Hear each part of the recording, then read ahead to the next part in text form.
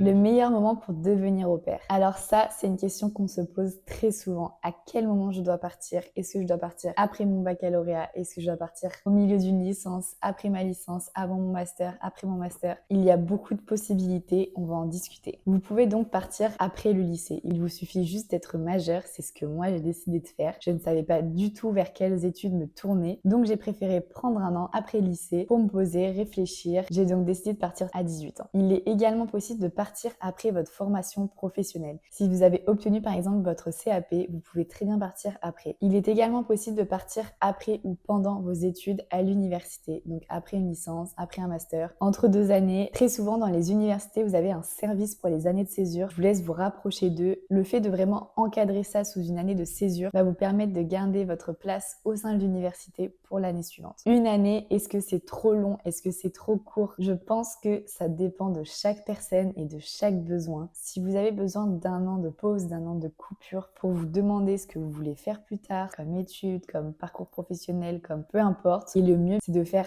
un an sur l'année scolaire, c'est-à-dire partir par exemple fin août pour revenir au mois d'août l'année d'après, comme ça vous avez une année scolaire de passé, mais vous pouvez reprendre vos études si vous avez envie. Je sais que moi par exemple je suis partie de avril à avril et ça m'a fait perdre 2 ans d'études. Si j'avais pu, je serais partie de l'été à l'été, et c'était trop compliqué pour moi parce que j'étais pas majeure. Une année au pair est-elle trop longue? Alors ça, c'est une question qui revient également beaucoup. Moi, je vous dirais que ça dépend de vos besoins. Si vous avez besoin d'une année pour vous poser, pour vous demander ce que vous voulez faire plus tard, d'autres personnes, elles, vont avoir envie de prendre une année complète de césure avant de travailler, avant de commencer des études. Si tu as envie de partir moins longtemps, c'est complètement possible. Il y a des programmes plus courts. Par exemple, tu peux partir 1 ou 2 mois, peut-être 3. Chaque destination a sa réglementation. En Europe, tu peux partir moins d'1 an. Donc ça, c'est à toi de voir, à toi de savoir de quoi tu as besoin. Du coup, vous allez sûrement vous demander, mais quand commencer les démarches? Tout simplement, je dirais 3 à 6 mois avant votre départ. Si vous voulez par exemple partir en juillet en tant qu'au pair, que ça soit pour 1, 2, 3 mois, 6 mois, 1 an, je vous conseille de commencer les démarches en janvier, février, mars maximum. Ça vous laisse le temps de remplir votre profil, de trouver une famille qui vous correspond vraiment. Si jamais vous avez besoin d'un visa ou autre, vous avez le temps pour les démarches administratives.